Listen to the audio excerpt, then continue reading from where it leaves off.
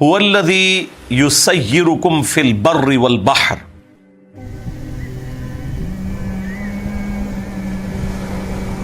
وہی ہے جو تمہیں سیر کرواتا ہے خشکیوں میں بھی اور سمندروں میں بھی۔ ظاہر ہے کہ یہ اللہ تعالیٰ کا ایک فزیکل فینومینا آف نیچر ہے کہ آپ ٹریولنگ کر رہے ہیں۔ اگر اللہ تعالیٰ گھوڑوں کو، خچروں کو، گدھوں کو، جانوروں کو، اونٹوں کو مسخر نہ کرتا انسان کے لیے، کہ ایک چھوٹا سا بچہ بھی آپ دیکھیں، اتنا بڑا اونٹ ہے، اس کی نکیل اس نے پکڑی ہوتی ہے، وہ پیچھے چل رہا ہوتا ہے۔ بچہ کیا، بچے کا ابا بھی شاید کوئی نہیں اس کے مقابلے پہ، لیکن اللہ نے مسخر کر دی ہے۔ اوبیڈینسی ہے ان کے اندر، گھوڑوں میں اوبیڈینسی ہے، تو یہ اللہ نے مسخر کیے ہیں۔ پھر ان کو اللہ تعالیٰ نے طاقت دی ہے کہ وہ اپنا بوجھ اٹھا کے آپ کو بھی اٹھا کے چل سکتے ہیں۔ پھر ریگستانی سفر میں اونٹ 1 مہینے تک بغیر پانی پیے بھی چل سکتا ہے، اتنی اللہ تعالیٰ نے اسے طاقت دی ہے۔ تو یہ اللہ ہی سیر کروا رہا ہے نا خشکیوں میں۔ اسی طریقے سے اگر فورس آف بوئنسی، قوت اچھال جو پانی کے اندر موجود ہے وہ نہ ہو تو بحری جہاز تو نہیں چل سکتے۔ بحری جہاز کیوں تیر رہے ہیں سمندر کے اوپر؟ کہ سمندر کے پانی نے اس وزن کو اٹھایا ہوا ہے، اور لاکھوں ٹن وزن کے، ہزاروں نہیں سرکار، لاکھوں ٹن وزن کے بھی بحری جہاز موجود ہیں۔ ایک سوئی تو ڈوب جاتی ہے، بحری جہاز نہیں ڈوبتا۔ ظاہر ہے کہ اس کو ڈیزائن کیا جاتا ہے اس اعتبار سے کہ اس کا سرفیس ایریا اتنا ہو کہ پانی جو ہے وہ اس کو اٹھا سکے۔ اگر وہ سرفیس ایریا کم کر دیں گے تو وہ بھی ڈوب جائے گا۔ تو یہ اللہ تعالیٰ ہی سیر کروا رہا ہے، اور یہی قوت اچھال اللہ تعالیٰ نے ہوا میں بھی رکھی ہے، جس کی وجہ سے آپ کے ہوائی جہاز اڑتے ہیں۔ اگر وہ ختم ہو جائے تو ہوائی جہاز دھڑم سے نیچے گر پڑے۔ اور ایئر پاکٹس آتی ہیں، چائنا ٹریولنگ کے دوران بھی 1-2 دفعہ ایسی ایئر پاکٹس آئیں، یہ مجھے خود تجربہ ہوا ہے اس حوالے سے۔ وہ جہاز جو ہے وہ سینکڑوں فٹ ایک دم نیچے آ جاتا ہے۔ ایئر پاکٹس کے اندر اتنے ایریے میں ایئر کی ڈینسٹی بہت کم ہو جاتی ہے، تو پر تو اٹھائیں گے نا جب ایئر کی ڈینسٹی ہوگی، جہاں بالکل ایئر ہلکی ہو جائے تو پھر تو نیچے ہی آنا ہے چیز نے۔ اس لیے وہ پہلے ہی اعلان کر دیتے کہ آپ سیٹ بیلٹ باندھ لیں، ورنہ اب جہاز اس طرح جا رہا ہے، اچانک ایئر ایسے ایریا میں گزرا ہے کہ جہاں ایئر ہی نیچے کو نہیں ہے، تو آپ سمجھ لیں آپ نے ٹائر ہی نکالنی ہے۔ زمین پہ چلنے والی گاڑی کے ٹائر ہی نکالیں تو دھڑام سے نیچے ہی گرے گی نا، اور وہ تو بلندی سے نہیں، تو جہاز اچانک ایک دم، وہاں آپ کو وہ ریڈنگ میں بھی نظر آتا ہے، ایک دم نیچے آتا ہے جہاز۔ اور اگر وہ زیادہ دیر ایسا ہو پھر کانپنا بھی شروع کر دیتا ہے، اور بعض کا اتنی شدت سے کانپتا ہے کہ لگتا ہے کہ ابھی اس کے پر بھی ٹوٹ جائیں گے۔ اور خدا نہ خواستہ آپ اگر میری طرح نیشنل جغرافک پہ ایئر کریش انویسٹیگیشن دیکھتے ہیں تو آپ کو سارے پروگرام نظر آنا شروع ہو جاتے ہیں کہ یار اے گیا اڑ کم تو یہ اللہ تعالیٰ اڑا رہا ہے۔ اگر physical phenomena of nature support نہ کریں تو آپ نہ زمین کے اوپر ٹریولنگ کر سکتے ہیں، ایون گریوٹی ختم ہو جائے آپ زمین پہ چل نہیں سکتے، یا گریوٹی کی جو فورس ہے اس میں تبدیلی آ جائے تو آپ سموتھلی نہیں چل سکتے۔ زمین اور آپ کی گاڑی یا آپ کے پاؤں کے درمیان جو فرکشن ہے وہ نہ ہو تو گاڑی نہیں چل سکتی۔ یہ آپ دیکھتے ہیں جہاں پہ سنو فال ہوئی ہوتی ہے، جیسے پوڈری اور نشئی لوگ ایک دوسرے سے آگے ٹکراتے ہیں نا، دیکھیں گاڑیاں کیسے ٹکرا رہی ہوتی ہیں ایک ادھر جا کے، وہ ہلکی سی سپیڈ پہ بھی، کیوں؟ وہاں وہ برف کے اوپر چل رہی ہے نا، برف اور ٹائر کے درمیان فرکشن بہت کم ہو جاتی ہے، تو وہ کنٹرول ہی نہیں رہتا گاڑی کے اوپر۔ وہ گاڑی نے ڈیسائیڈ کرنا ہے کہ اس نے اب اس طرف مڑنا ہے یا ادھر۔ آپ بے شک اس کا سٹیئرنگ سامنے بھی رکھیں، وہ کسی طرف بھی جھوم جائے گی۔ اس لیے پھر وہ برف والے ایریا میں اس کے اوپر زنجیر لپیٹی جاتی ہے تاکہ زیادہ ریزسٹنس آئے اس کے اور برف کے درمیان، وہ چل سکے۔ تو یہ اللہ تعالیٰ ہے سیر کروا رہا ہے۔ یہ نہ سمجھیے گا کہ جہاز جو ہے وہ اڑ رہا ہے انجن کی وجہ سے، یا بحری جہاز جو ہے وہ انجن کی وجہ سے چل رہے ہیں، یا گاڑیاں انجن کی وجہ سے چل رہی ہیں، نہیں۔ جب تک فزیکل فینومینا آف نیچر ساتھ سپورٹ نہ کرے، سائنس کی ایک انوینشن بھی پاسبل نہیں۔ مجھے بتائیں، پیٹرول کو آگ لگانے سے پیٹرول کی انرجی نہ نکلے، یا کبھی نکل آئے کبھی نہ نکلے، تو کیا دنیا کی کوئی گاڑی پیٹرول پہ چل سکتی ہے؟ یعنی اگر پیٹرول یہ ڈیسائیڈ کرے کہ ہاں آج میں نے اس میں سے آگ نکالنی ہے اور آج نہیں نکالنی، تو آپ پلان کر کے بیٹھے رہیں، وہ ہر دفعہ آگ نکالے گا इतना ओबीडियंट है पेट्रोल, तो हर दफा आप इंजन अपना स्टार्ट कर सकते हैं। वरना अगर ये वो डिसाइड करे कि इस दफा मैंने आग देनी है, इस दफा नहीं देनी, तो आप दुनिया का कोई काम नहीं कर सकते। कोई इन्वेंशन भी नहीं होनी थी।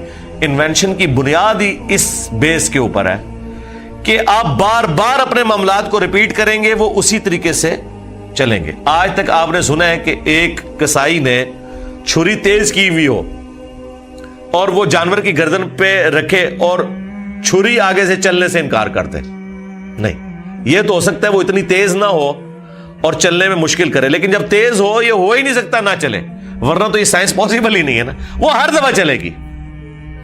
इस तरह जो टोका रखा हुआ है, उलमा वाला टोका नहीं, ये जो कसाई वाला टोका, वो उन्होंने तेज किया होता है। वो जितनी दफा मारते हैं गोश्त के ऊपर, गोश्त दो टुकड़े होता है। कभी ऐसा नहीं होता कि वो टोका मारे और वो उसे दो टुकड़े ना करे या उसको वो उस तरीके से काटे ना, वरना तो टोका बनाना ही नहीं था साइंटिस्ट ने। या हर टोके के ऊपर लिखा होता है कि 1000 दफा चलाएंगे तो इंशाल्लाह एक दफा कटने की उम्मीद है, क्योंकि वो तो टोके ने डिसाइड करना था। साइंस इसलिए पॉसिबल है कि आप एक तजुर्बे को बार बार रिपीट करेंगे, बार बार वही रिजल्ट निकलेगा। कभी भी वो नाफरमानी नहीं करेगा सिस्टम। ये वो चीज है जिसको अल्लाह ताला ने फरमाया कि हमने जमीन और आसमान को मुसख्खर कर दिया है तुम्हारे लिए। ये हमेशा होगा कि जब बादल पानी उठा के आएंगे, आपस में टकराएंगे तो बारिश होगी। ये अल्लाह ने फिजिकल फिनोमेना ऑफ नेचर रख दिया। और ये अल्लाह ने फिजिकल फिनोमेना ऑफ नेचर रख दिया है कि जमीन में आप जब बीज बोएंगे, उसमें पानी डालेंगे तो खेती निकलनी है। अगर मुझे बताएं खेती खुद डिसाइड करे निकलने के एतबार से, सब कुछ आपने डाला और खेती नहीं निकल रही, तो फिर कभी भी कोई किसान मेहनत ना करता। वो कहता यार पिछली बार भी किसी निकले थे, कुछ भी नहीं, छोड़ो, दफा करो। दुनिया का निजाम चल ही नहीं सकता। इसलिए अल्लाह ताला इसे अपनी तरफ मंसूब करता है कि हम हैं जो तुम्हें खुशकियों में, समुद्रों में, और अब ऐड कर लें हवाओं में भी लेके फिरते हैं। हत्ता इदा कुंतुम फिल फुल्क, यहां तक कि जब तुम सवार होते हो कश्ती के अंदर, वजरईना बिहिम, और वो चलने लगती है अपने मुसाफिरों को लेकर, बिरीहिन तय्यिबातिन, हवा को अपने मवाफिक पाते हुए। यानी अगले जमानों में आपको पता है इंजन तो नहीं थे, तो बादबान वाले बड़े बड़े जहाज होते थे जिनके ऊपर ऐसे बादबान लगे होते थे कि जो हवा को रोकते थे और उसको एडजस्ट करके हवा के जोर के ऊपर वो कश्तियां चलती थी।